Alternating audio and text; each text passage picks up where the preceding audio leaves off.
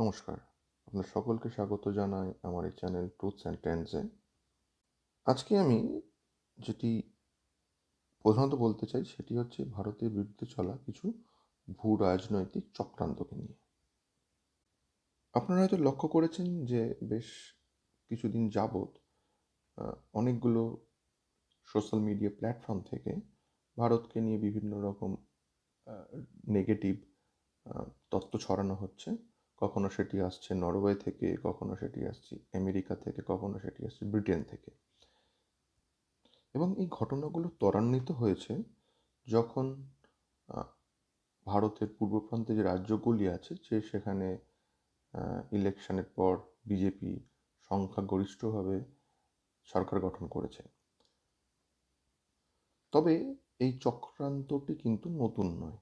বহু বছর ধরে ভারতের বিরুদ্ধে চলছে এবং বহু দেশ এর পেছনে রয়েছে। শুধুমাত্র আমেরিকা, পাকিস্তান বা বাংলাদেশ নয়, চীন এবং আরও অন্যান্য দেশের সঙ্গে জড়িত। অনেকেই আবার মনে করেন যে চীন আর আমেরিকা তো শত্রু, তাহলে দুজনই কেন একই চক্রান্ত ভারতের বিরুদ্ধে করবে? আসলে কোনো দেশ কারো কখনো চিরশত্রুও নয় আর পরম বন্ধুও নয়। ভূ রাজনৈতিক ক্ষেত্রে সব দেশ তার নিজস্ব এজেন্ডা বাস্তবায়নের চেষ্টা করে। কখনো সেটি অন্যান্য দেশের সঙ্গে মিলে যায়, কখনো সেটা ক্ল্যাশ করে। আর যখন মিলে যায় তখন তারা পরম বন্ধু, আর যখন ক্ল্যাশ করে তখন তারা পরম শত্রু হিসেবে প্রতিপন্ন হয়। আমি যে বিষয়টি নিয়ে এখন কথা বলতে চাই সেটি হচ্ছে ভারতের চিকেন স্নেক। চিকেন স্নেক একটি ভীষণ গুরুত্বপূর্ণ অঞ্চল ভারতের জন্য, কারণ ভারতের মূল ভূখণ্ডকে এটি উত্তর পূর্বের সঙ্গে যোগ করে। এবং যে প্ল্যানটি করা হচ্ছিল সেটি হচ্ছে ভারতের এই চিকেন স্নেককে কোনোভাবে দখল করে নেওয়া। এবং দখল করে নেওয়ার জন্য যেই প্ল্যানটি করা হয়েছিল সেটি হচ্ছে বাংলাদেশ থেকে অবৈধ মুসলমানদের প্রবেশ করানো এবং এখানে একটি ডেমোগ্রাফিক চেঞ্জ ঘটিয়ে এই অঞ্চলটি দখল করে নেওয়া। এবং আপনারা হয়তো আগেও শুনেছি থাকবেন যে শারজিল ইমাম বা এদের মতো যে টেরোরিস্টরা রয়েছে তারা সবসময় এই অঞ্চলটির কথা বলে এসছে যে চিকেন স্নেক দখল করো, ভারতকে আলাদা করে দাও। শুধু তাই নয়, যারা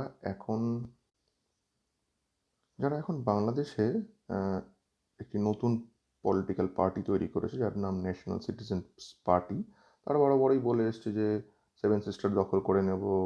এবং শুধু তাই নয়, আপনি না হয়তো লক্ষ্য করে থাকবেন যে যিনি বাংলাদেশের ইন্টারিম গভর্নমেন্টের হেড ছিলেন, ইউনূস, তিনি ওইটি চায়না থেকে বলে এসছেন যে ভারতের যে নর্থ ইস্ট অঞ্চলটি রয়েছে সেটি আমাদের অর্থাৎ বাংলাদেশের যে সমুদ্রপথ আছে সেখান থেকে সহজে পৌঁছে যাওয়া যাবে। সুতরাং চায়না যেন বাংলাদেশের এই ভৌগোলিক অবস্থানটি লক্ষ্য করে সেখানে ইনভেস্টমেন্ট করে, তাতে চায়নার মঙ্গল, এসব বলে এসছে। তো এটাই বোঝাই যাচ্ছে যে প্রকাশ্যে বা অপ্রকাশ্যে এই নর্থ ইস্টকে দখল করে নেওয়া বা নর্থ ইস্টকে ভারত থেকে আলাদা করে নেওয়ার একটা চক্রান্ত চলছে। ফলে যখনই এই কাঁটাতারের বেড়া দেওয়াটা শুরু হচ্ছে পশ্চিমবঙ্গ এবং আসামের কিছু অংশে এখনও, তখন এই যে যারা জামাতি বা যে আনসারুল বাংলা যারা রয়েছে তারা এটিকে একটি পরাজয় হিসেবে দেখছে। কারণ তারা চেয়েছিল যে এই অঞ্চলটি খোলা থাকবে, এখান দিয়ে অবৈধ মুসলমানরা যাবে এবং তাদের মধ্যে নিশ্চয়ই কিছু টেরোরিস্ট থাকবে যারা টেরোরিজমের নেটওয়ার্কটা তৈরি করবে এবং পশ্চিমবঙ্গর এই অংশটিকে দখল করে নেবে। এবং যারা আমাদের ক্ষমতায় ছিল এতদিন, অর্থাৎ তৃণমূল কংগ্রেস, তারা কিন্তু এটাতে সমর্থন দিয়ে এসেছিল। আপনি দেখতে পাবেন যে খাগড়াগড়ে যখন একটা ব্লাস্ট হয়েছিল সেটাকে ধামাচাপা দেওয়ার জন্য মমতা বন্দ্যোপাধ্যায় অনেক চেষ্টা করেছিলেন।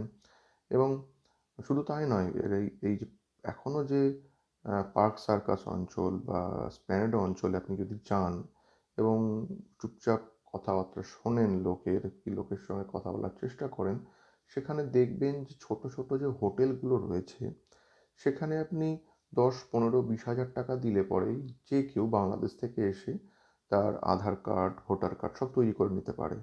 এবং এতে রাজনৈতিক নেতাদের একটা সম্পূর্ণ মদত ছিল, যেটি এখন নিশ্চয়ই বন্ধ হয়ে যাবে। ফলে এই ডেমোগ্রাফিক চেঞ্জটা বন্ধ হবে।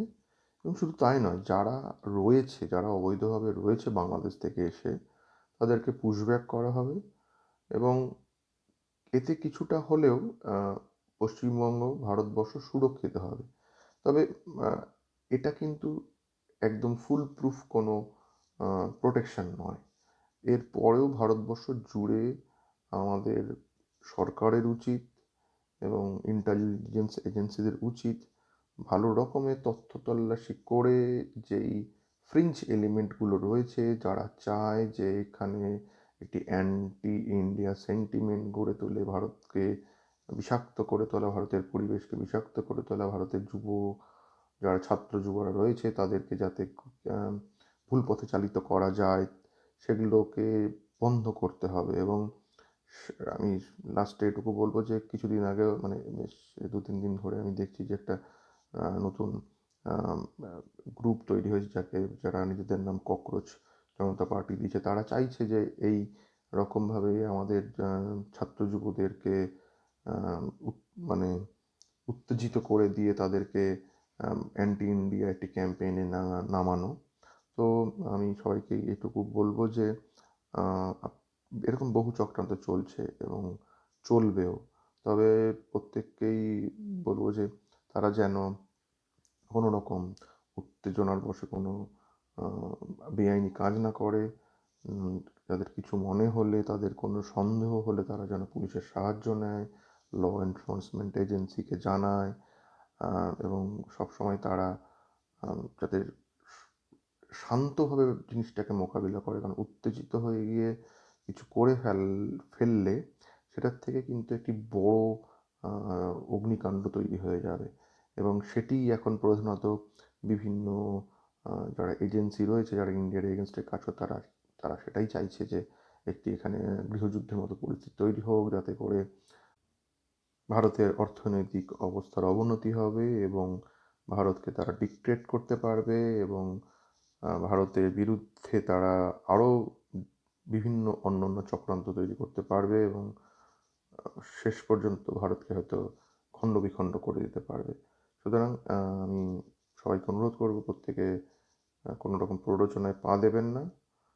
ভালো থাকুন, সুস্থ থাকুন। ধন্যবাদ।